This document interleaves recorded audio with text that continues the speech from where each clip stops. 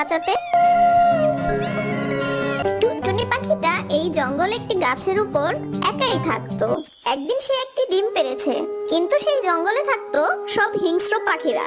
সেই টুনটুনি পাখির স্বামীকে এক শিকারী তীর মেরে মেরে ফেলে। এই জঙ্গলে মনে হয় আমার ডিমটিকে ভয়ানক পাখি আর শিকারীরা খেয়ে ফেলবে। আমাকে এই জঙ্গল ছেড়ে অন্য কোথাও চলে যেতে হবে, যেখানে আমার ডিমটি থাকবে সুরক্ষিত। অন্যদিকে সে এটা ভাবছিল এখন থেকে তার সব সময় ডিমের খেয়াল রাখতে হবে, তাই ভালো জায়গায় এই ডিম নিয়ে চলে যেতে হবে। হ্যাঁ, কালকে সকালে অন্য জঙ্গলে বাসা খুঁজতে বের হয়ে যাব। এরপর সকাল হয়ে যায়। এরপর তার ডিমটি নিয়ে অন্য জঙ্গলে রওনা দিল। আর অনেক দূর পথ পেরিয়ে আর ক্লান্ত হয়ে সুন্দর একটা জায়গায় বিশ্রাম নেয়। আর সেখানে গিয়ে এদিক ওদিক কিছুক্ষণ তাকায়। আর তাকানোর পর দেখতে পায় পুরনো একটি ভাঙা বাসা। এই বাসাটা তো বেশ পুরনো আর ভাঙা। একটু পরেই রাত হয়ে যাবে। যেহেতু একটু পর রাত হয়ে যাবে, তাহলে আজ রাতটা এই ভাঙা বাসায় কাটাই। আর কাল সকালে ঘুম থেকে উঠে এই বাসাটা ঠিক করে ফেলবো। আর পাশে তো নদী, এখন থেকে পানির জন্য দূরে আর কোথাও যেতে হবে না। অন্যদিকে রাত হয়ে যায় আর বাসাটা ভাঙা ছিল, কিন্তু এই রাতে বাসাটা ঠিক করা তো সম্ভব না।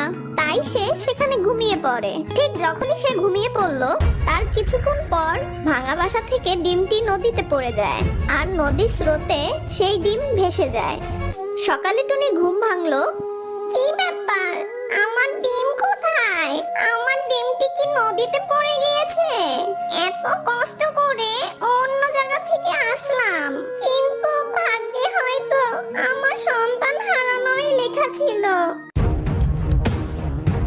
ডিমটি ভাসতে ভাসতে নদীর এক কিনারায় পৌঁছে যায়। আর সেখানে প্রচন্ড রোদের তাপে ডিমটি ফুটে সুন্দর একটি বাচ্চা বের হয়।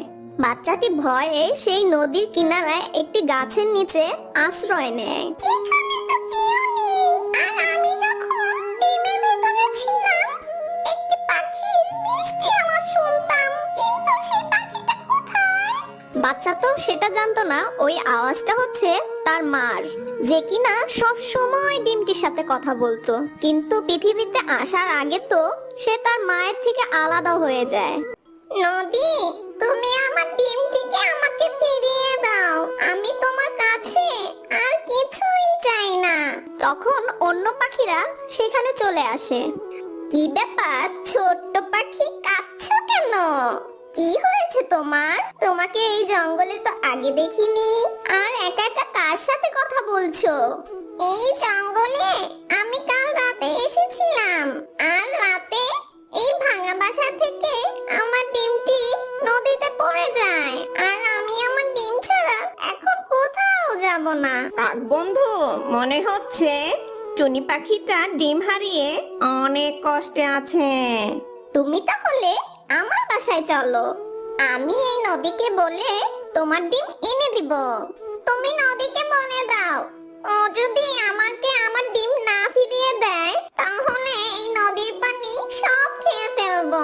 কাক ভাই, চলো ওকে আমাদের সাথে নিয়ে যাই, না হলে ও এখানে একা থেকে কষ্টে মরেই যাবে। তারপর তারা টুনিকে নিয়ে কাকের বাসায় চলে যায়। মা, এই পাখিটা কে? বাবা, এই পাখিটা তার ডিম নদীতে হারিয়ে ফেলে কাঁদছিল, তাই আমার সাথে করে আমাদের বাসায় নিয়ে এসেছি। তাহলে তো এই পাখিটা অনেক কষ্টে আছে। আমিও এই কথা শুনে অনেক কষ্ট পাচ্ছি। হ্যাঁ বাবা, একজন মার কাছে সন্তান হারানোর চেয়ে কষ্ট আর কি হতে পারে। এভাবে বেশ কিছুদিন কেটে গেল। আর টুনির বাচ্চাটা সেখানে থাকতে থাকতে অভ্যস্ত হয়ে গেল। এমনকি সে উঠতেও জানতো না। আর কাছেই নদী থেকে পানি খেয়ে আসে। আশেপাশে থেকে খাবার খেয়ে কোনো রকম জীবন যাপন করতে থাকে। আমার কেন জানি অনেক ভয় হয়, কেউ যদি আমাকে মেরে ফেলে। এর জন্য আমি আর কোথাও যাব না, এই গাছের নিচেই থাকবো। কিন্তু আমি ডিমে সেই আওয়াজটা আমার ভীষণ ভালো লাগতো। না জানি সেই আওয়াজ আবার কবে শুনতে পাবো। আমার ডিমটা এখনো পেলাম না। না জানি আমার বাচ্চা কেমন আছে। অন্যদিকে কাকের বাচ্চাটি নতুন ওড়া শিখছিল, তাই তার মাকে জিজ্ঞেস করছিল, মা, আমি তো এখন পুরোপুরি উড়তে পারি, তাহলে আমি দৌড়ে ওই নদীর কাছে যাই। ঠিক আছে বাবা, তুমি যাও, আর বেশি দূরে কিন্তু যাবে না। সেই কাকের বাচ্চাটি সেখান থেকে উড়ে নদীর কাছে চলে গেল। আর সে নদীর কাছে গিয়ে টুনির বাচ্চাটিকে দেখতে পায়। কি ব্যাপার, এই পাখিটাকে দেখতে তো টুনি মার মতন লাগছে। এই পাখিটা কি টুনটুনি মায়ের হারানো ডিমের বাচ্চা? অন্যদিকে টুনির বাচ্চাটি কাকের বাচ্চাকে দেখে ভয় পাচ্ছে। তারপর কাক বুঝতে পারলো ওকে দেখে টুনির বাচ্চা ভয় পাচ্ছে। আর কিছু না বলে সে সেখান থেকে রওনা দেয় টুনি মাকে এই খবরটা দিতে। তুমি চিন্তা করো না টুনি, তোমার ডিম হয়তো পানিতে পড়ে নষ্ট হয়ে গেছে। তাদের কথার মাঝে কাকের বাচ্চাটি চলে আসে। মা জানো, টুনি পাখির বাচ্চা আমি ওই নদীর পাড়ে দেখেছি, একদম দেখতে টুনি মায়ের মতন। সত্যি বলছো বাবা? কোথায় দেখেছো তুমি? আমাদের এখনই নিয়ে চলো। তারা তখন টুনি পাখিকে নিয়ে সেই নদীর ধারে চলে যায়। এটা কি আমার বাচ্চা? বুঝবো কিভাবে? তাহলে এই নদীর কাছে যাও, এই নদী বলে দিবে তোমার ডিমটি কোথায় রেখেছে। ও নদী, তুমি প্লিজ আমার ডিমটি ফিরিয়ে দাও, বলে দাও আমার ডিম তুমি কোথায় রেখেছো। টুনির কথা শুনে টুনির বাচ্চাটির মনে পড়ে যায় ওই আওয়াজটি। সে ডিমের মধ্যে থাকার সময় এই আওয়াজ শুনেছিল, তাই সে টুনিকে বলতে থাকে, মা আমার, আমি তোমাকে পেয়েছি। ডিমের মধ্যে থাকতে আমি তোমার আওয়াজ শুনেছি। মা, আমার বাচ্চা, আমার সন্তান, এসো বাবা, তুমি আমার বুকে এসো।